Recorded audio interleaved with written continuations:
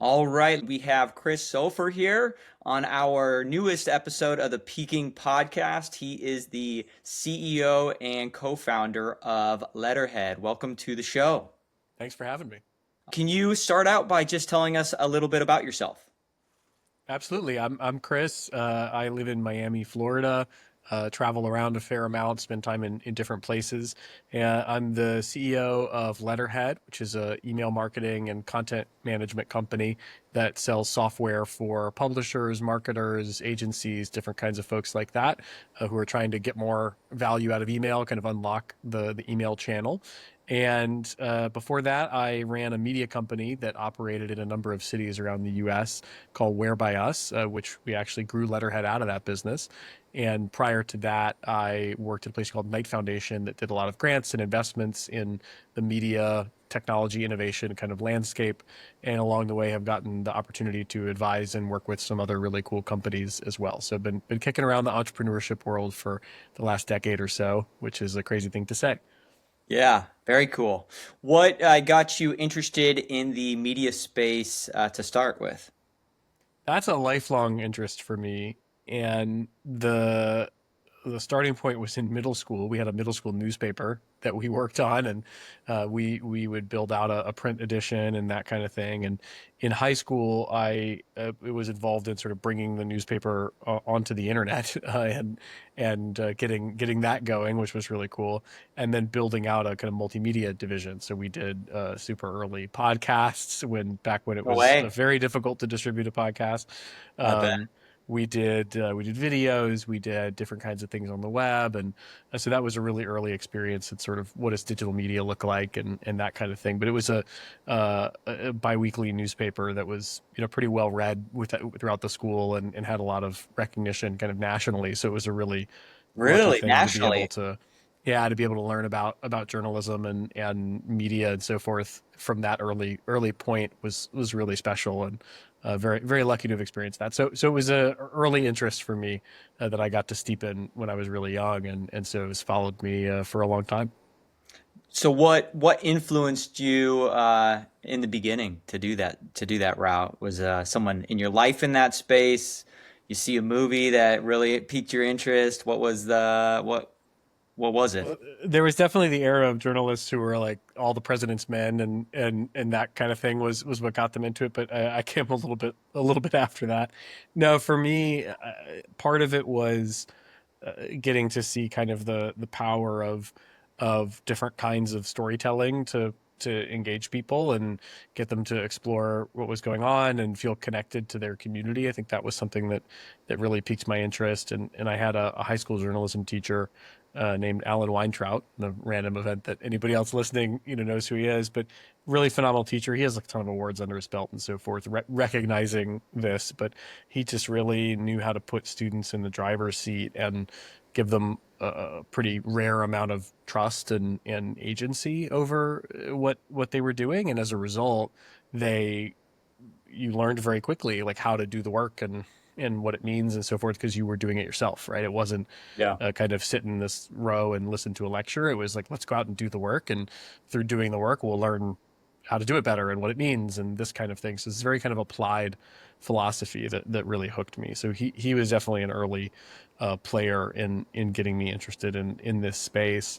But it was a school where we had kids from 40 different countries, something like that, speaking a couple dozen languages, very international and very diverse. And the really fun part was sort of seeing where you could represent that and tell stories that different parts of that community cared about, and seeing people kind of see themselves reflected and getting interested and getting engaged. There's something about that has always resonated with me, that it's not just like let's tell the most important story about the powerful whatever. Like, I do think the investigative journalism stuff is really important, but actually think the more impactful result of the media world is just creating a sense of community and belonging and conversation between people. Like, that's actually what's really special about it when it's done well, regardless of what the topic is. So that was sort of the early thing that hooked me, I think. So have you been a journalist in time, or have you mostly been on the production media side? Have you dabbled in both, or? I really, as a professional, I've been on really on the business end forever. When I was in high school and college and so forth, I did a lot of reporting and of different types, particularly a lot of multimedia and online stuff. So a lot of video, a lot of audio, and things like that. But no, as a professional, I've always been engaged more in the business end of things. So Yeah. product research. I worked for a company that did like market and user research and studies. Worked at a place that did grants and investments. Started my own media company. Now we're in the software space around that. So have really always been more in the business end as a professional. Got it. How has the industry itself evolved over time from when you started to present day? Wow, that's a whole other podcast episode probably, but I think the first thing I would say is that it actually has changed a lot less than one might imagine in the, let's call it 25 years that I've been in sort of engaged in that work in some way, whether as a student or as a professional. Hmm. The questions of like what does the internet do to the business model and this kind of thing have always been there, and they're just in different permutations, year over year depending on what the technology is. But like the conversation about what will AI do to the news media, for example, is very, Sure. very similar to the conversation about every platform that precedes it. And I think a lot of the technology is different, but a lot of the answers and like first principles things are the same. So in some ways, I often will look at the agenda for a conference or some of the things that get written about what's happening in the space and sort of go, man, this same thing was happening 10 years ago, 15 years ago, et cetera. On the other hand, I think folks have gotten a lot more keyed in to the reality that, like most industries, this is a business that increasingly requires you to be multidisciplinary and to have multiple kinds of skills. It's no longer enough to be a reporter who goes out and reports the news.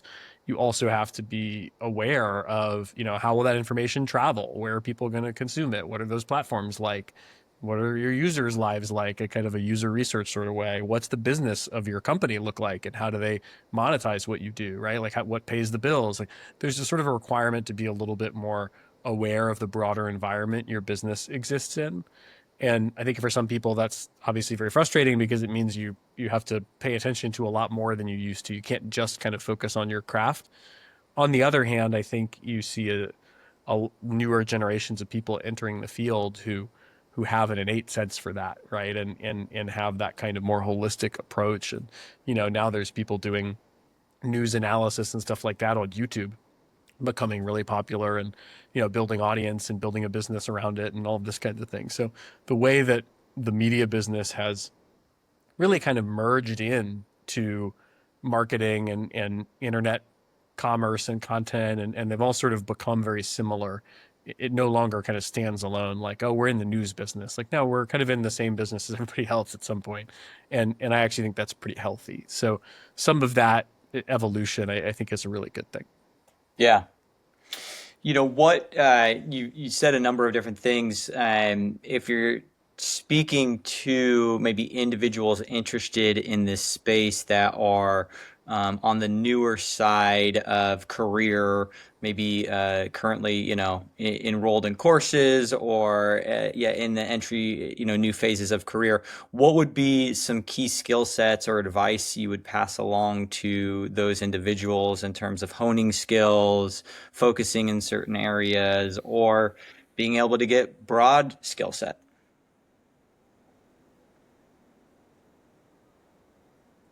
I think one of the most important things is having a sense of the business context in which your work lives. You don't necessarily have to want to do that for a living, Hmm. but I think the effort to like make every journalist into a salesperson or into an entrepreneur or this kind of thing, I kind of squint at that because like yes, there are a lot of journalists who have gone off and done their own thing and they've started a Substack and they've kind of built their own creator style business. And look, I think for the right people that's amazing. Like the fact that that's possible now in a way it wasn't a decade ago is phenomenal, and great.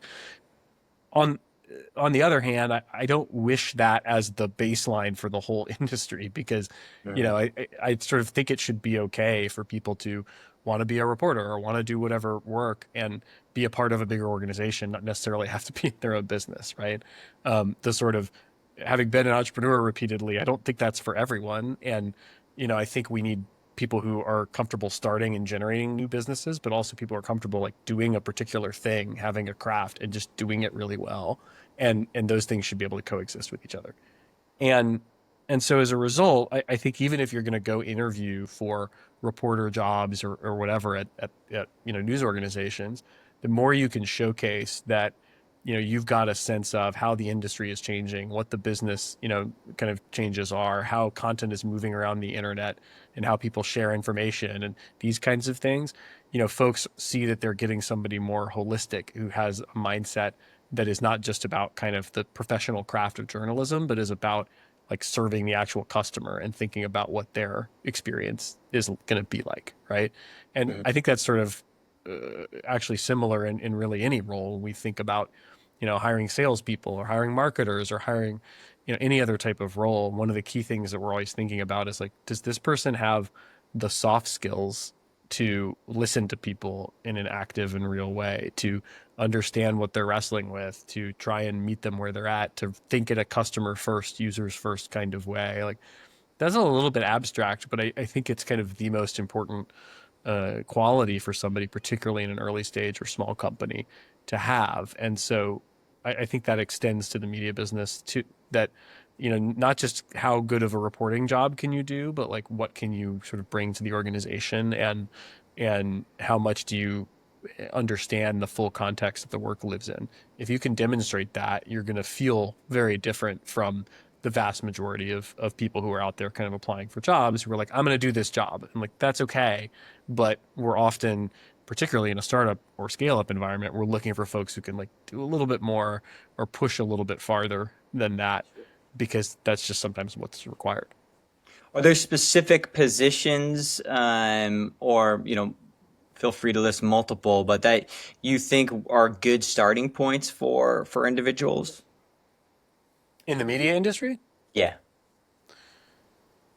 one of the things that's emerged in the last decade that I think is really valuable are these kind of audience development, audience management kind of roles. There aren't a ton of them. I mean, I don't want to overstate like the sort of case there or whatever, but a lot of organizations are investing more in that and and trying to figure out how they put that kind of long-term audience thinking first, kind of community management, but also like what are our readers worth to us and how do we keep them engaged and how do we serve them better and sort of understanding the audience. I think that's a really interesting growth area for the industry and actually some of the people that we used to work with in our media company have gone on to interesting roles in that space at other media companies and being able to watch what they do at those businesses is really fun because they have a lot of intelligence about how to build community and how to develop an audience and bring that to life in some really cool ways. So that's one area that I think is really fun because it sort of sits at the intersection of the content work and the actual production of media and content and journalism, but also sort of the business end. And it's about ultimately that thing I'm saying, hey, I think that's the real value of this stuff is building a community and kind of shared experience for people. That job is really about that. So that's one area that I think is really interesting. The other place that is always really tough for folks to recruit in is actually around the sales and business side. And again, there may be people who are interested in the media business who don't want to touch the business end, but it's interesting. In the last month, I've met a couple of people who started out in content or creative roles or media roles and ended up as salespeople and or doing business development or this kind of stuff.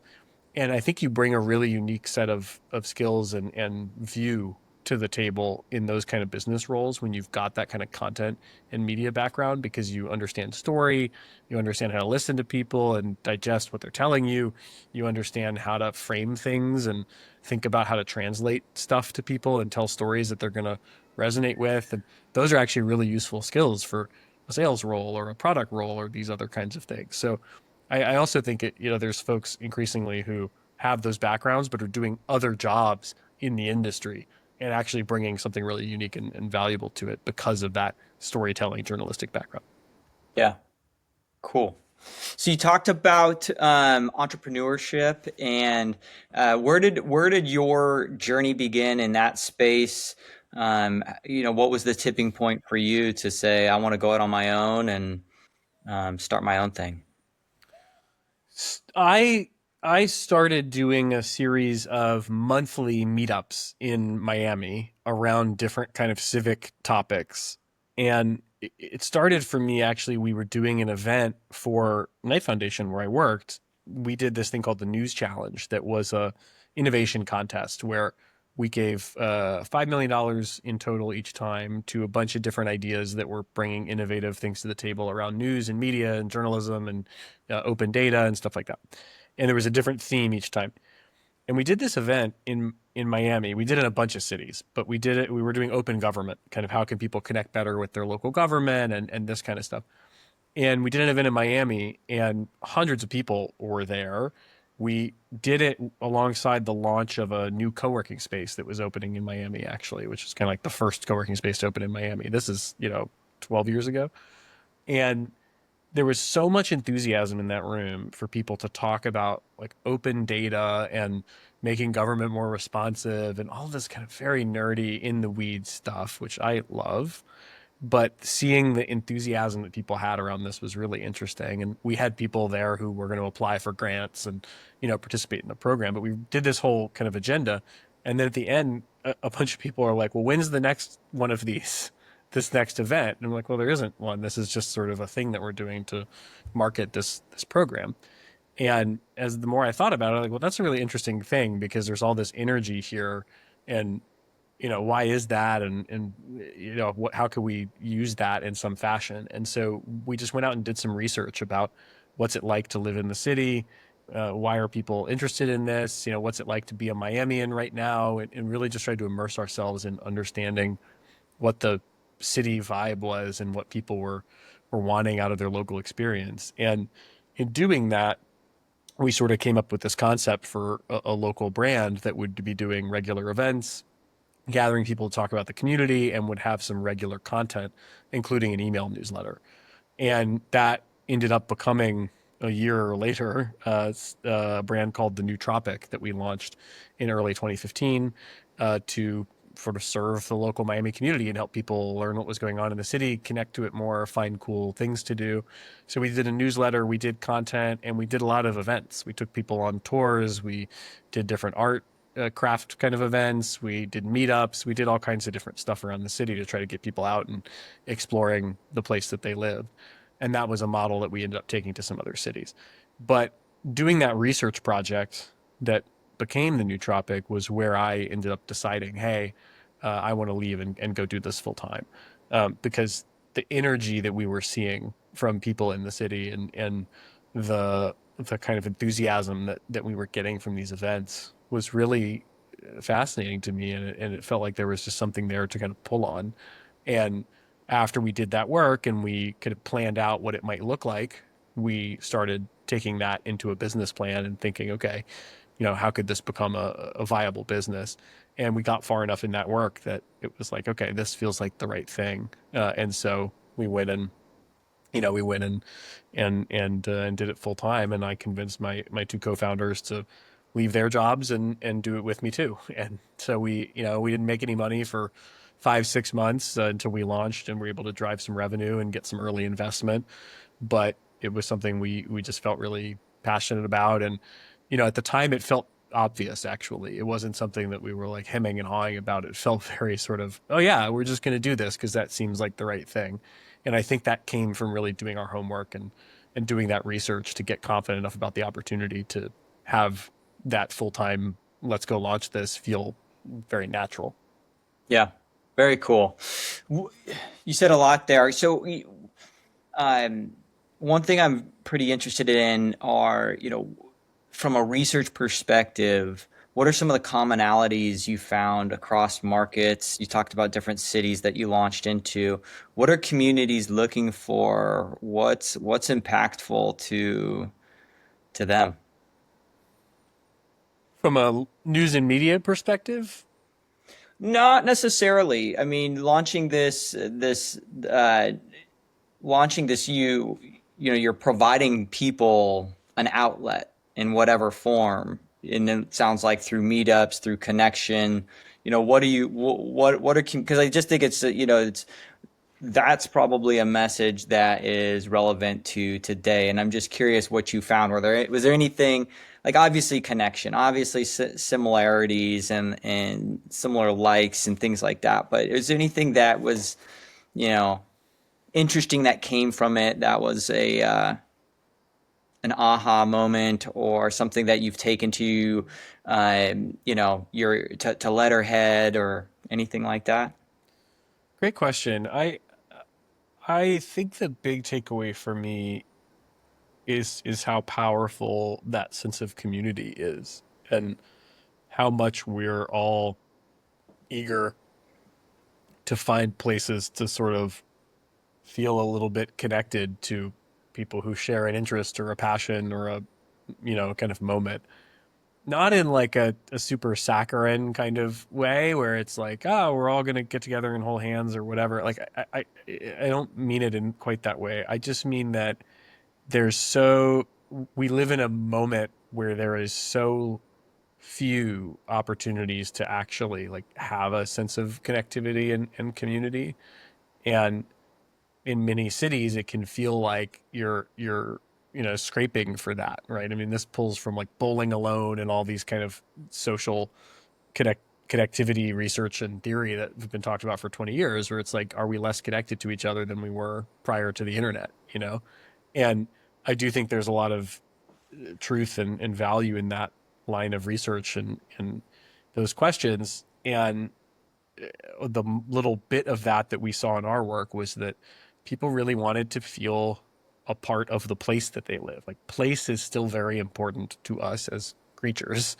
And I think it's very easy if you spend a lot of time on the internet, if your job is on the internet, if you're on LinkedIn all the time, if you're, terminally online, or even if just your work is on the internet, it's really easy to get sucked into this kind of mind frame that like that is what is happening in the world. But the reality is that like right over here outside is like a physical place with physical people, and there's a lot of value in that to people.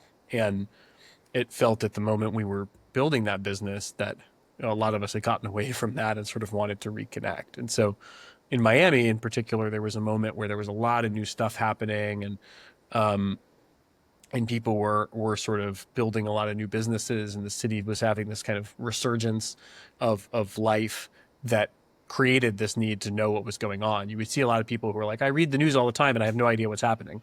And that's an interesting kind of hypocrisy, right, that we got interested in exploring. So a lot of it came from that. But what we saw at our events and the feedback we got from our content was like, I feel like I'm connected to the city. We had a slogan that was live like you live here. And just the idea of being a local and being connected to your place, I think is underrated in the modern, very kind of internet horizontal universe where we can slice people in these big interest categories, regardless of where they're at.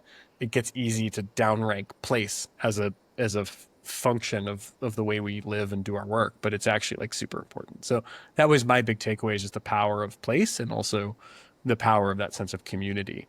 And now I think we're in this moment the last year or two where actually that's on its own natural upswing already because of some of the changes that have happened in like online marketing and stuff. So I actually feel like that's having its own moment now, this kind of sense of community first marketing, which is really fun. Cool. Well, let's jump over to Letterhead and talking a little bit about, you know, a little bit more in depth about where that came from. You know, what are you guys trying to accomplish? Who you are at the core. Yeah, well, Letterhead came from actually everything we've just been talking about. Yeah. We built some internal tools to help us manage our business better. We were doing an increasing amount of email and more newsletters that we were publishing every day, and doing that in multiple cities. And so we built some tools around the content creation, around revenue, some of these other things. And the big moment for us that we got interested in the software side was when our customers, our advertisers and partners started asking us about email as well.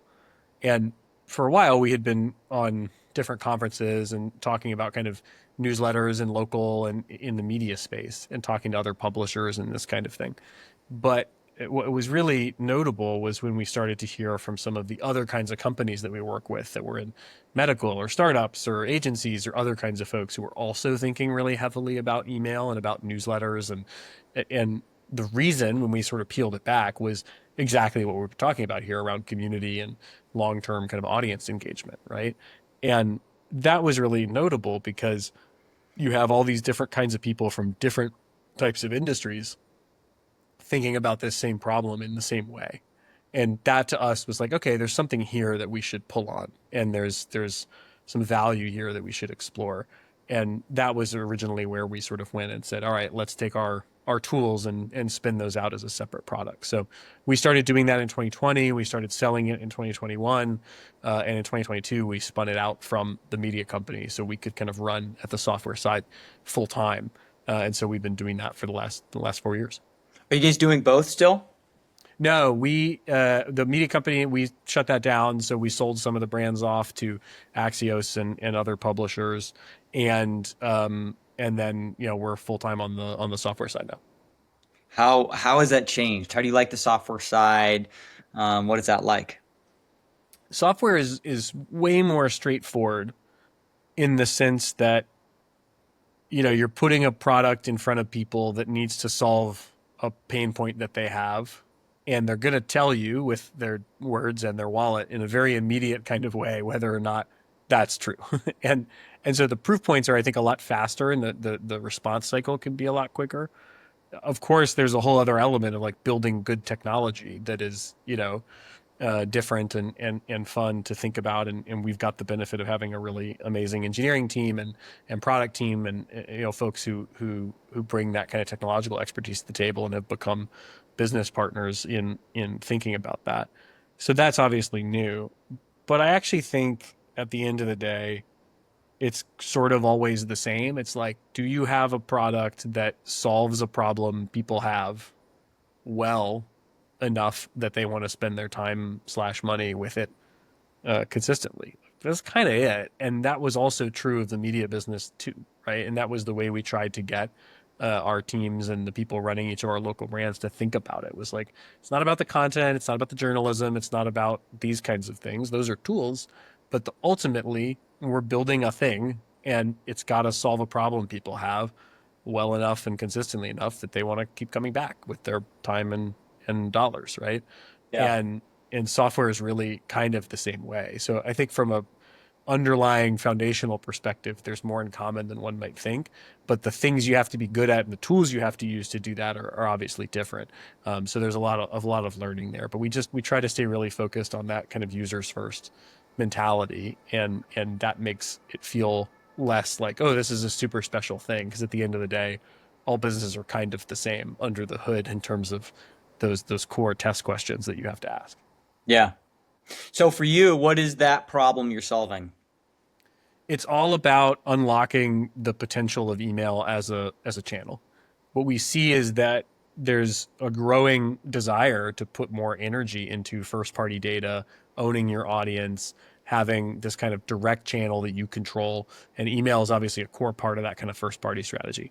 But the promised kind of results of that channel, you see people out there talking about it's got a 40-to-1 ROI, and this incredible kind of payback cycle and all of these things. That kind of promised results of the channel and what people can often get in practice day to day, there could be a really big gap there, because the tooling doesn't work or match up with that, because the actual technology is shifting. Like what Google and Yahoo and Apple and so forth are doing technologically with email is making it harder to get into the inbox and have a good reputation. And there's all kinds of things that are shifting that make it difficult to get to that kind of goal that people are promised. And so that execution gap between kind of what is theoretically possible and what folks are doing day to day is what we're in business to solve. So we basically help people make their newsletters more efficient, make the content more effectively and more quickly, and make it more impactful for the readers, grow their engagement, so increase their open and click rates, get into the inbox more frequently and more consistently, maintain a really strong reputation, and drive more revenue from their email channel. Those are kind of the three things that we focus on. And our goal is really, all right, you've got an email list, you've got some amount of email marketing or newsletters that you're doing today. Let us help you take that to the next level and kind of unlock that opportunity, that potential that's on the table that, is between kind of here and where you want to get to, often blocked by software, know-how, expertise, technological changes, day-to-day workflows, all those kinds of things. So everything for us is just unlocking that potential and helping people get at the value that's in their existing email list in a more efficient way. Is so in speaking to business owners and people who would um, be interested in Letterhead, is it a prerequisite to have to already have the content and the campaigns built out, or is if do you need to have a history of email marketing, or can you have a target audience and a niche and say, hey, how do I access this? How do I develop the right content? Um, Great question. The answer is sort of yes to both of those. it We is a we prerequisite. Okay. Well, no, I mean, we work with folks who are doing email at scale. We have customers who are sending 100, 500, 800 different newsletter products to different audiences in Yeah. their networks. We work with folks who are at this very high level of scale where they've built that content strategy. They're making content. They've built an audience. They've got different brands they work with, different partners. And what we're helping them do is run that operation way more efficiently, drive more value from it, improve the engagement rates, et cetera. But, they're coming to the table already as, folks who are invested in the email channel. They've built something impressive already. They know at a baseline level what they're doing. And now they're working at such a size that it just gets harder to manage. And we come in with the software plus the kind of strategic partnership to help them grow that.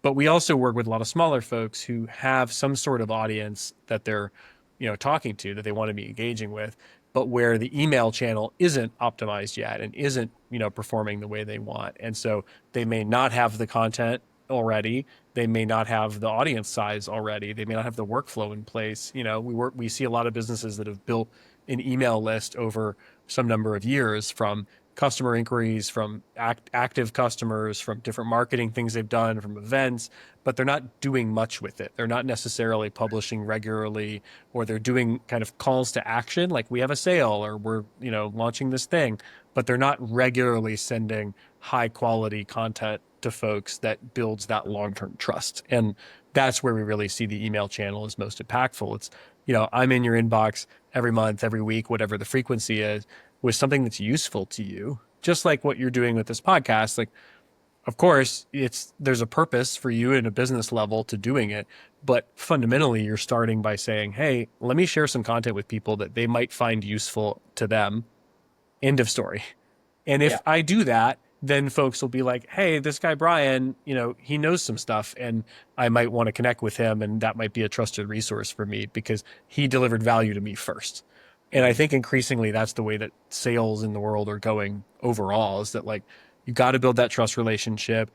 You got to have a brand, but it's not just like to have it, it's to sort of go out there in the world and say, I am interested in providing value to people on this topic or this thing I know about just because. And then, hey, this is what I can help you with, and if I can help, amazing, let's do business together. But it's much more organic than very old school, like I just got a churn and burn kind of sales cycle. And Yeah. I think that's awesome because one, it's much friendlier for all of us. Nobody likes being like aggressively sold to. But number two, I think it opens up the opportunity for marketing to be a much more value additive exercise. We don't just need to like cram a bunch of stuff into each other's feeds. We need to think about, like, how can we actually help each other level up and learn stuff in the world? And then people understand what everybody has to offer, and you can have a marketplace and whatever. So email plays a role in that because I'm consistently sending out content saying, this is what I know, these are things I have to offer, here's cool headlines you might be interested in, here's my thoughts on what's happening this week, whatever it is. That consistency builds that trust. And so that's the thing that we really want to help people do. So we do work with a lot of small businesses that are trying to figure that out and are kind of starting from some place. What we don't do a lot of is folks who have like no email list, no content, they're starting from square zero. There are some really amazing tools for that are free and that folks should go use. You could be on Substack, like go launch a thing, go build an email list. Those products are fantastic. What we Mhm. do is really once you've got a list, once you've got more content, once you've got multiple audiences going on, it becomes way more complicated to manage. And we come in and sit on top of your current software and help you do that. So we're sort of for that next phase of growth after that initial starting block. Got it.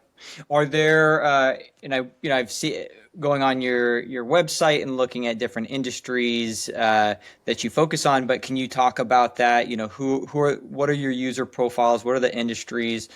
Who would be interested in using Letterhead?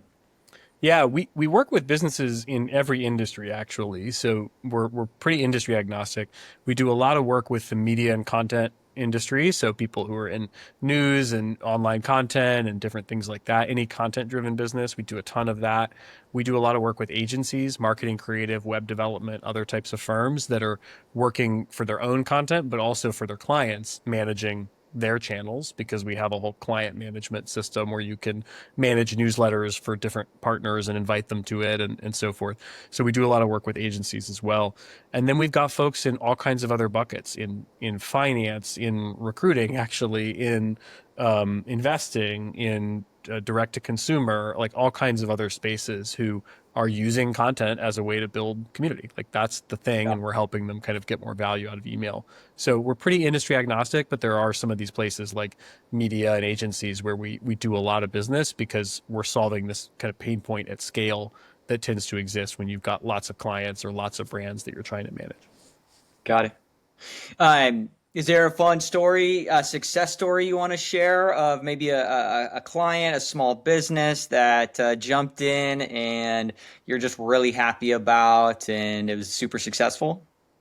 Oh man, there's so many, but one that's been on my mind a lot lately.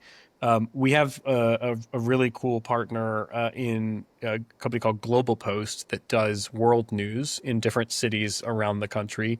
And what they do is they basically build a world newsletter that covers international news in different countries. And they distribute that with different partners in the media industry, universities, companies that provide that content to their individual audiences. And so it's a way of essentially helping people like learn what is going on in the world at large with kind of connected to the existing things they already read. And what I think is really cool about that is that you see a lot of research that, Americans get the least global news of many regions around the world. We sort of have a very US centric kind of news ecosystem. And it's obviously valuable to just understand what's happening in different countries, and it can contextualize things in the news and just, provide a different sense of the world when you have a better sense of what's happening in countries that often don't show up in typical news media. And their stuff is super well researched and put together, and they put a lot of high quality, value into it. And they work with 100 plus kind of different audiences that they partner with to share this content. And it's really fun to see the level of reader loyalty that they develop because they provide something really unique to that audience. So, the content is theirs, right? That's what they do. And what we're helping them do is kind of, grow the engagement, drive more revenue, manage that across all these different partners. But it's really fun to see the amount of reader loyalty they get. The other one I'd mention is Techstars. We work with the Techstars group. They publish a really cool set of newsletters called Startup Digest that cover what's happening in the startup ecosystem in different industries. So, biotech and Cool. software and things like that, but also in different cities around the world where they have operations. They have people in Barcelona and in Asia, in different cities in the US, and there's different newsletters for each of those audiences that cover what's happening in that space, that city, that topic, whatever. And that allows them to provide a community experience to each of these areas, right? And then Mhm. roll that up to their broader kind of parent organization. And that's another really fun one too, because you see this kind of local community that they're able to build in each of these areas. Rather than just saying, hey, this is what we're doing globally in like one big newsletter, they're able to provide that kind of niche community targeting in each of those areas through these newsletters. So that's another one that's been really fun to see grow, through this kind of approach. Yeah. Yeah, it's pretty cool to hear you talk. I mean, it's the consistent messaging I'm hearing, is there's a lot about community and bringing people together and, bringing something that is of value to people and understanding that community and what they're really interested in. So it's fun to hear. Maybe one more question. How do you see AI impacting content, AI generated content, and just Yep. AI impacting your industry and um, content creation. I have a couple of big bullets on this. The first is that I think uh, any reactive kind of you know AI is bad or like AI is good and you should get on board. Like I tend to like just push that stuff to the side because my world philosophy is like everything's pretty nuanced, and anybody who's trying to sell me like this or that is got a reason for trying to do that, because almost always things are more complex than that. So anybody who's out there just like AI is amazing all the time, full of shit. Anybody who's like AI is horrible and you should never touch it, also full of shit. Like the reality is in the middle, right?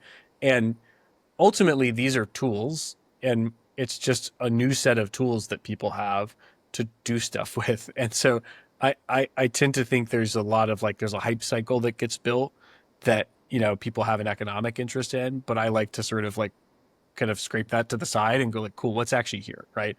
And what's actually here is the ability to like process huge amounts of data and produce things out of that data way more quickly and easily than you used to be able to do. And that's super useful in a variety of ways. I don't think it's in anyone's interest to let that replace the kind of human intuition and instinct that comes from being good at a craft. And I think any reasonable person trying to apply AI in different industries, that's the approach they're taking, is like, how do I empower people who have, experience based, training based, expertise and craft at this thing? How do I empower them to do more and do better with these tools, right? With this new capability. And that's what we think happens in the media industry also, right? Mhm. I think anybody who's sort of out there going, yeah, we're going to have an entirely AI generated content, business is going to be in for an unpleasant experience when they find that readers don't stick with them, that the sense of community doesn't get built because there's no there. It's easy to churn that stuff up, but does it really last for a long time? I have my doubts. But can you empower people who want to do that work to do it more effectively, to focus on the right things, to get insights more quickly? 100%. And then the impact is more of those projects get to succeed because they can punch above their weight, they can be more effective, right? So that's the way we think about applying it to our product, is like, how can we supercharge people, how can we make them more effective at what they're doing, but always coming back to this idea that as AI runs out into the world in different ways, the signal to noise problem is going to get worse and worse. There is going to be so much crap slung at people in every direction. It's already happening. It's already happening in your inbox in particular, Yep. that I believe very firmly there will be a flight to quality as a result of that. Will some of the like, high volume crap break through and make money? Like, sure. But for me anyway, just as a human being, I'm not super interested in that. I'm more interested in how can we make things of quality that are compelling and unique and durable. And I think that's going to become way more impactful, not less, because the total volume is going to go up and the total size of the pipe is going to be expanding and so forth. And people are going to be looking for that signal in the noise where it's like, wow, this feels like it was made by another person, or this feels like it's a thing of particular quality. I think that's going to become more critical than ever if that's the side of the equation you want to be on. And so that's the way we try to think about it, is like, how do we help our customers build more signal when there is more noise, right? And so we're not necessarily trying to help people send more email. In some cases, we want Right. you to send less email, but make it better in different ways, or make the underlying distribution with IP addresses and all this other kind of technological stuff happens under the hood, make that more effective, whatever. So it's not necessarily about more. It's often about better, or better targeted, or, better focused for that user or that goal. And I think AI can be really helpful in helping companies like get those insights and execute on them with that data. Yeah. How are you just one last follow up to that specifically? How are you trying to ensure quality from that? Part of that is empowering humans to have agency over what gets produced, for sure. Um, and then I think the other part of that is just thinking about where and how you generate things. I think is also important. Like you've seen a ton of, certainly I get a ton of like cold email pitching me stuff and so forth that's clearly written by AI. It doesn't have a human touch to it, etc. But when it comes to like content creation, it, it's really hard to find examples of fully AI generated content that is compelling because particularly for content creation, unlike for other problems, the challenge is that it can only approximate things that it has consumed in the past, right? Yeah. And and content, whether it's art or movies or articles or whatever, is like sort of fundamentally about making, or at least should be fundamentally about making something new that doesn't exist yet.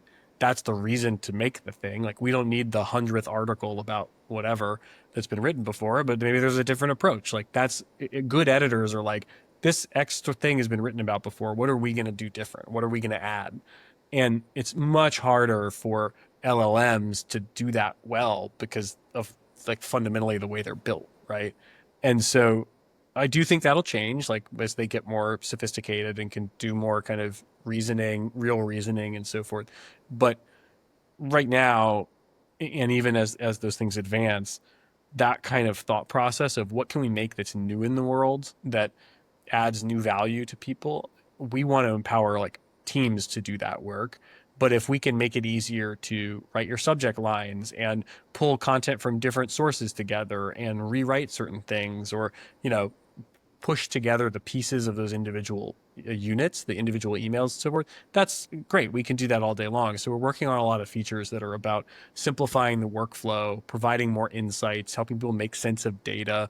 These are all great applications that don't fundamentally try to remove our customers' sense of quality and what's right for their audience, which is ultimately the thing that we want to empower and trust the most. You know, so I do think those things coexist a lot more than we're often told, and you know, people trying to sell a kind of fully oppositional narrative. I am Yeah. mistrustful of that because I think the reality is these things really go together very well. Yeah. Awesome. Well, Chris, I really appreciate your insights, your time. I think a lot of people will enjoy it too. Can you share where people can find you? And yeah, anything else that's top of mind that you want to leave us with? You can find me in Miami a lot of the time, so let me know if you're coming through. But also you can find us letterhead.ai, tryletterhead.com. I'm Chris at tryletterhead.com if anybody wants to email me. I'm around the internet too, LinkedIn and all that. So, you know, happy to hear from folks, chat if you want feedback on email strategies or anything else. You know, happy to connect and hopefully folks find something of value to think about or provoke thoughts in your own mind from this conversation. I've certainly enjoyed it. Yeah, I'm sure they will. I'm sure they will. Thanks again. Thank you.